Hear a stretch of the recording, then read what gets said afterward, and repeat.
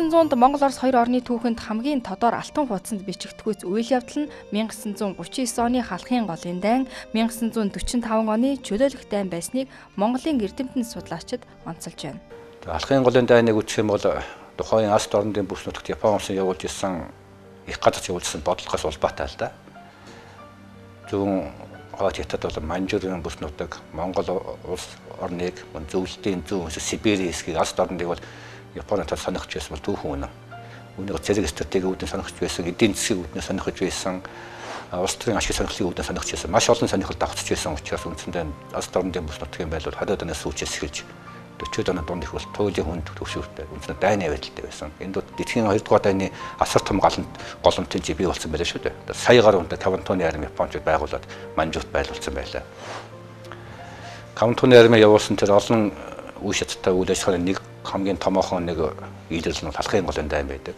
Хэдийгээр энэ дайн 39 оны 5-аас 9 сарын хооронд богино хугацаанд үргэлжилж явагдсан хэдий ч энэ дайн бас монголчууд тусгай тогтолцоонд хамгаалах чаддаг юм байна. Өөр гэсэн цэрэгтэй байдаг юм байна. Өөр гэсэн холбоотонтой байдаг гэдгийг бол Япон улс гэдэг дэлхийн олон улсууд харуулсан л да. Энэ дээр Монгол зөвлөлтийн цэрэг нэгдсэн командд орж одоо Оросын алдарч жанжин Георги Константин Жөөхийн удирдлагын дор байлцсан ийм түүхтэй. Үндсэндээ хоёр орны цэрэг холбоотон болж байлцсан дэлхийн цэрэг дайны урд оруулсан бас нэгэн шинэ дэвшилтэд зүйлийг хэлж болно. Энэ дан үндсэндээ зөвлөлтийн улаан армийн баярын туршлагаас манай Монгол орны хувьсгын дайжис суралцсан. Тэр үеийн зөвлөлтийн тусламжаар нийлүүлж дэвшилт авсан олон янзын байлдан зэвсэг техникийг энэ байлдан туршин хэрэгэлсэн. Түүний эзэмш чаддаг эсгээ харуулсан.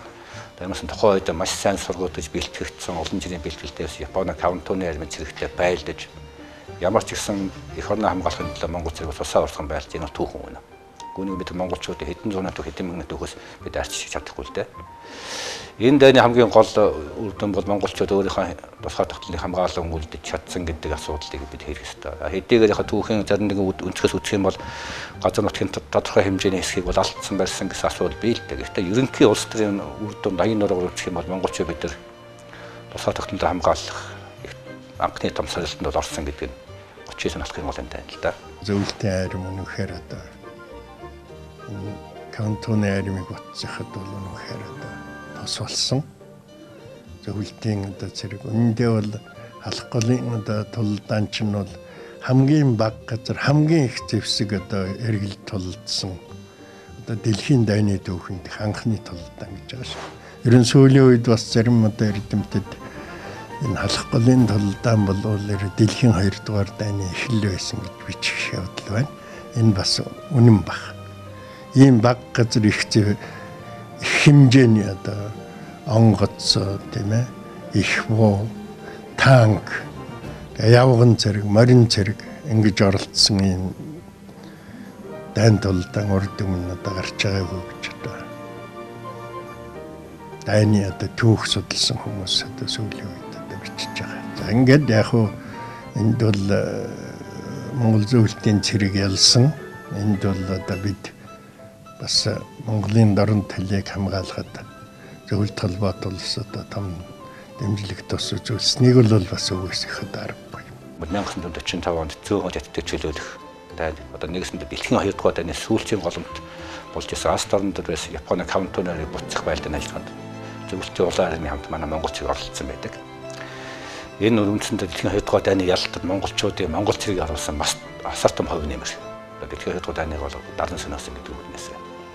Энэ дайн мөн зөвлөлтийн улаан армид хамт зөвлөлтийн олон нэртэй жанжинуудтай хамт энэ дайнд оролцсон гэдэг үгнээс манай Монгол цэргийн түүхэнд бол дурсгалтай бахархалтай олон зөв бий л дээ. Пилиевэр Монгол цэргийн цэгтэй олон жил ажиллаж байсан энэ хүний команданд манай Монгол цэрэг өдөртгөнд байлж явж ялаа. Эх орны дайны үеийн турш Монголын ард түмэн зөвлөлтийн улаан аримд туслах хөдөлгөөн өрнүүлсний дотор хувьсгалт Монгол танкын цуваа, Монгол ардын нисэх онгоцны эскадрил, 32 мянган агт морь, 400 сая төгрөгийн үн бүхий мал, эд материал, басгүй 300 кг алт зэрэг зүйлс орж хагас сая морио худалджээ. Ядарсан цагт нөхрийн чанар таринтна гэж ярьдагчлан Монгол улс зөвлөлтийн ард түмэнд хүнд хэцүү цаг үед нь чадлынхаа хэрээр тусалсан нь энэ байлаа. Энэ нь хоёр орны найрамдлын хамтын ажиллагааг улам бүр гүнзгийрүүлээ зогсохгүй Монгол улсын тусгаар тогтнолыг баттгахад чухал нөлөө үзүүлжээ. Хоёр их өрний дунд орших хөгжил буурай жижиг улсын хувьд тухайн үед хамгийн чухал зүйл бол тусгаар тогтносон улс гэдгээ хүлээн зөвшөөрүүлэх явдал байлаа.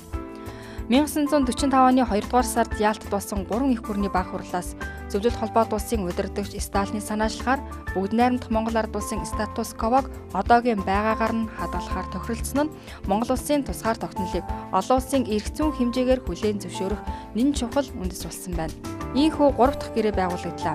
Эх орны дайн дуусч 1946 онд бүгд найрамдах Монгол ард улс, Зөвлөлт социалист бүгд найрамдах холбоот улс 2 найрамдалт харилцаа хамтын ажиллагааны гэрээ байгуулжээ.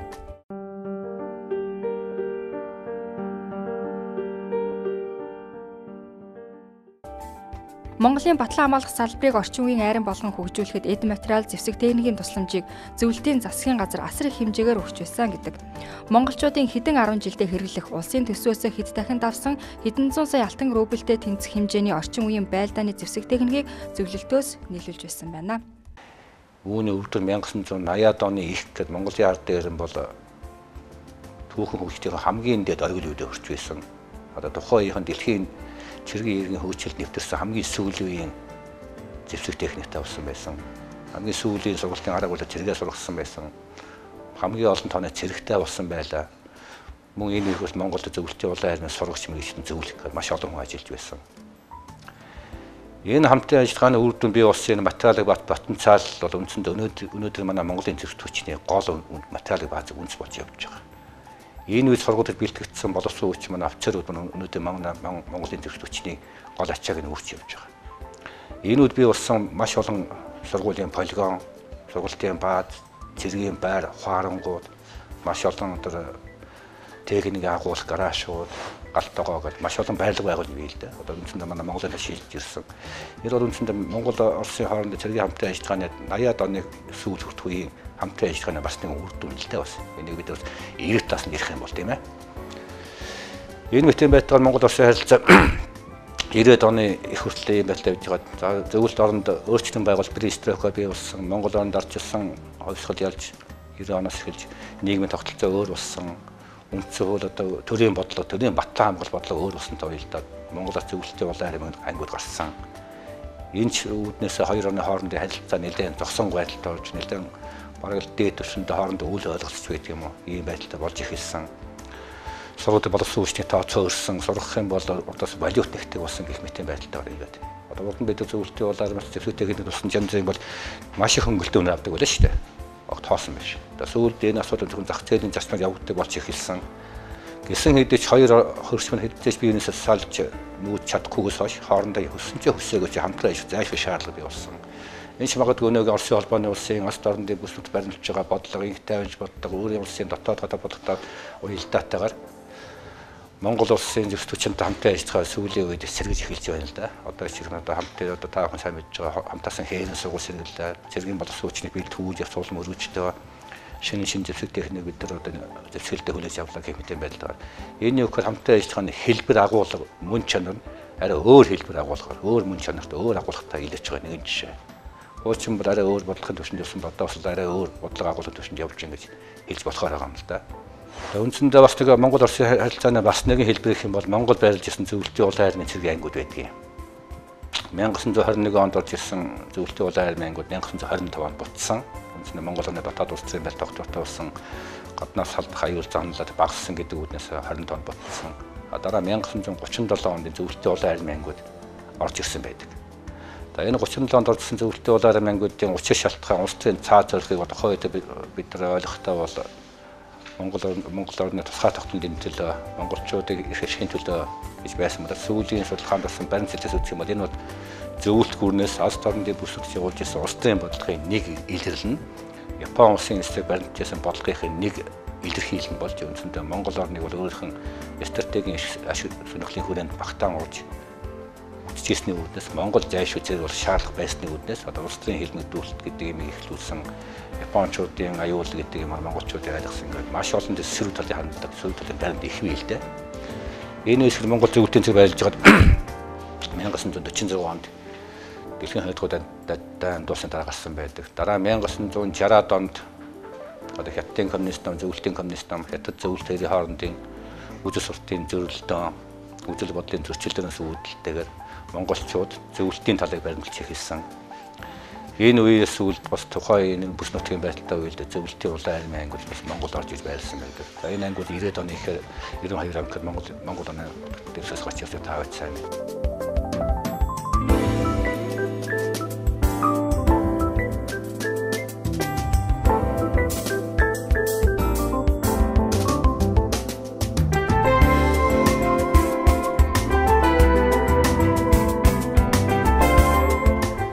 Өнгөрсөн зууны манай хоёр орны түүхэнд ирээн бараантай дээгэн догоонтой таата тавгийн олон зүйл байгаа ч гэлээ зөвхөн нэгэн зүйлээр төлөөлүүлэн хараар эсвэл цагаанаар будан туйлшрах учиргүй юм а. Дундад зууны хоцрогдолтой Монгол улсыг эрүүлжүүл, соёлжуулж, бас хөө боловсрал эзэмшүүлж, хот суурин байгуулж үйлдэл бий болгосон гэд хойд хөршийн нөлөө өдгөөч монголчуудад оршисоор байна.